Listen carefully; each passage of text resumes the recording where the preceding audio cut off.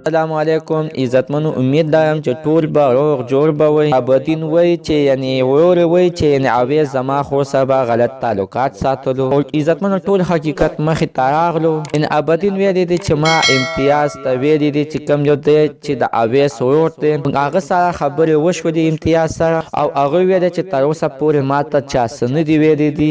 ما ته خو چا ویلی وی زه بیا دومره ماشوم نه وم، نه دومره کمه کړې، ما به حتما خپل یعنې پاپا ته به مې ویلې، یعنې خپل پلار ته به مې ویلې وې، پلار ته مې نه شو ویلې، خپلې مور ته به مې ویلې وې. او عزتمنو نور څه ویلې زموږ دا ویډیو د سره تر اخره پورې وګورئ چې تاسو ته پوره معلومات در ورسېږي. د دې معلومات نه مخکې زه تاسو ته دا یادګي نه وکړم، تاسو که چېرې زموږ په دې چینل کې نوي وئ مهرباني وکړئ زموږ همدا چینل د سره سبسکرایب کړئ، خوا کې سره د ټلۍ نشان ووهئ، هر یوه نوې معلوماتي ویډیو تاسو ته په اسانۍ باندې در ورسېږي. دا خبر مخې ته راغلی ده چې جنۍ د تفتیش دپاره تحریر ته بوتلې شوې ده، او ویلې کېږي چې د دغه جنۍ نه معلومات اخیستل کېدل، خو جنۍ د دغه خبرو نه مکمل انکار کړی دی. زما اویس سره څه تعلقات نه و، اویس به زموږ کور ته چې به راتلو نو کال کې به یا یو ځل راغلی یا دوه ځل، یعنې په اختر باندې به زموږ کور ته راتلو. د دې نه مخکې چېرته کې موږ لیدلی هم نه دی، او هغه داسې انسان نه و چې څنګه چې قاتلانو په اویس باندې تور پورې کړی دی. دغه قاتلان چې دي نو د ځان د بچ کولو دپاره په ما باندې دا الزام لګولی. دغه نیازو جنۍ چې دا نو دا د ابدین خور ده،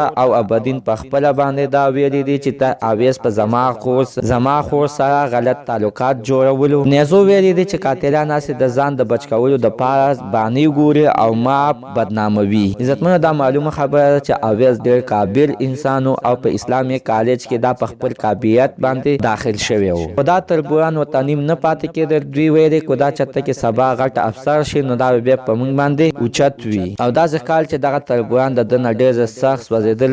د تربوران ویلې که دا چېرته کې سبا غټ افسر یا نوکر شي نو دا به بیا زموږ د پاسه به وي. موږ نه غواړو چې تربور زموږ د پاسه وي. عزتمنو د ده کې دپاره دا د مخې نه لرې کړی دی. عزتمنو د دې ټولې انټرویو هر څه نه معلومه شوله چې اویس بېګناه قتل شوی دی، او دا انظامات پې فضول دي. دغه انظاماتو باندې دا قاتلان ځان بچ کوي. ځکه عزتمنو چې دا ابدین خور هم انټرویو وکړه، خو سوشل میډیا ته نه ده راغلی. ویل چې موږ یو پښتانه یو، موږ نه غواړو چې کیمرې ته مخامخ شو. عزتمنو ستاسو د دوی په اړه باندې یعنې څه خیر دی؟ حتما راسره خپل نظر لاندې په کامنټ کې شریک کړئ، او زموږ نننۍ معلومات د دې ځای پورې د نوي معلومات دپاره د سره زموږ همدا چینل د سره سبسکرایب کړئ، خوا کې سره د ټلۍ نشان و چې هر یوه نوي معلوماتي ویډیو تاسو ته په اسانۍ باندې در ورسېږي.